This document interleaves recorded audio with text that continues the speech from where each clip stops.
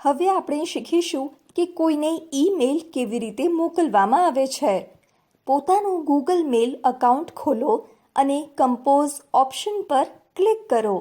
New message નામની window ખુલશે, જેથી તમે ઈમેલ ટાઈપ કરી શકો.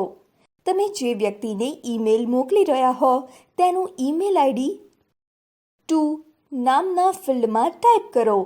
જો તમે કોઈ બીજી વ્યક્તિને આ ઈમેલની નકલ મોકલવા માંગતા હો તો તેનું ઈમેલ આઈડી સીસી નામના ફિલ્ડમાં ટાઈપ કરો. સીસીનો અર્થ છે કાર્બન કોપી. એક વિકલ્પ બ્લાઇન્ડ કાર્બન કોપી એટલે કે BCCનો પણ છે. BCC ફિલ્ડમાં તમે કોઈ વ્યક્તિનું ઈમેલ આઈડી ટાઈપ કરીને તમે તમારા ઈમેલની નકલ મોકલી શકો છો. BCCથી ઈમેલ મોકલવાનો ફાયદો એ છે કે ટુ અને CC ફિલ્ડથી ઈમેલ મેળવનાર વ્યક્તિને એ ખબર નહીં પડે કે તમે આ ઈમેલની નકલ BCC દ્વારા અન્ય વ્યક્તિને મોકલી છે. હવે સબ્જેક્ટ બોક્સમાં જઈને ઈમેલનો વિષય ટાઈપ કરો. ટેક્સ્ટ બોક્સમાં જઈને તમારો મેસેજ ટાઈપ કરો.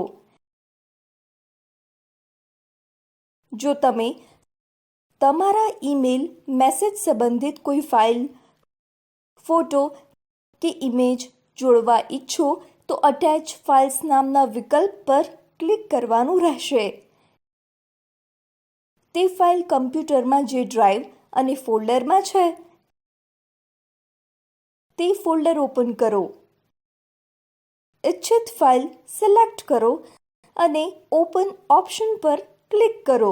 આ રીતે તે ફાઇલ તમારા ઈમેલ સાથે અટેચ થઈ જશે.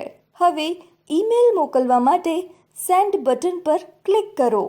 જેવો જ ઈમેલ પ્રાપ્ત કરનારના ઈમેલ એડ્રેસ પર પહોંચશે કે તરત જ તમારા સ્ક્રીન પર એક મેસેજ આવશે. Your email has been successfully Saint.